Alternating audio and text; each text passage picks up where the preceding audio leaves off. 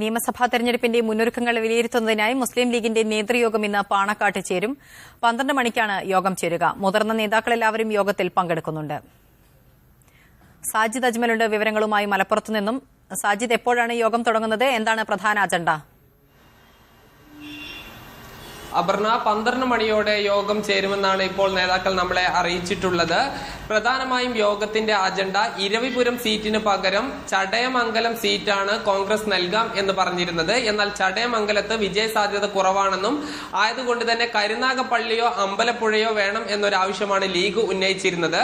ഇത് രണ്ടും കോൺഗ്രസിന്റെ വിജയ സാധ്യതയുള്ള സീറ്റുകളാണെന്നും ഇതിൽ ലീഗിന് വിട്ടു നൽകാനാവില്ല എന്നൊരു നിലപാടാണ് കോൺഗ്രസ് എടുത്തിരിക്കുന്നത്.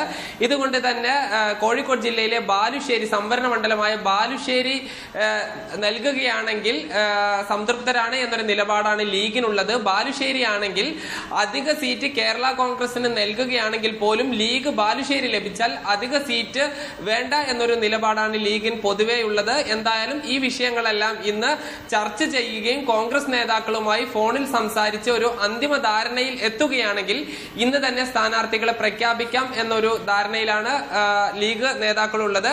എന്തായാലും ഹൈദരലി ശിഹാബ് തങ്ങളുടെ നേതൃത്വത്തിൽ യോഗം ചേർന്നതിന് ശേഷമായിരിക്കും ഇതിന് ഒരു അന്തിമ രൂപം എത്തുക. തെരഞ്ഞെടുപ്പിന്റെ മുന്നൊരുക്കങ്ങൾ വിലയിരുത്തുന്നതിനായി മുസ്ലിം ലീഗിന്റെ നേതൃയോഗം ഇന്ന് പാണക്കാട്ട് ചേരും. 12 മണിക്കാണ് യോഗം തുടങ്ങുന്നത്. വിശദാംശങ്ങളാണ് സാജിദ് അജ്മൽ മലപ്പുറത്തു നിന്നും നൽകിയത്.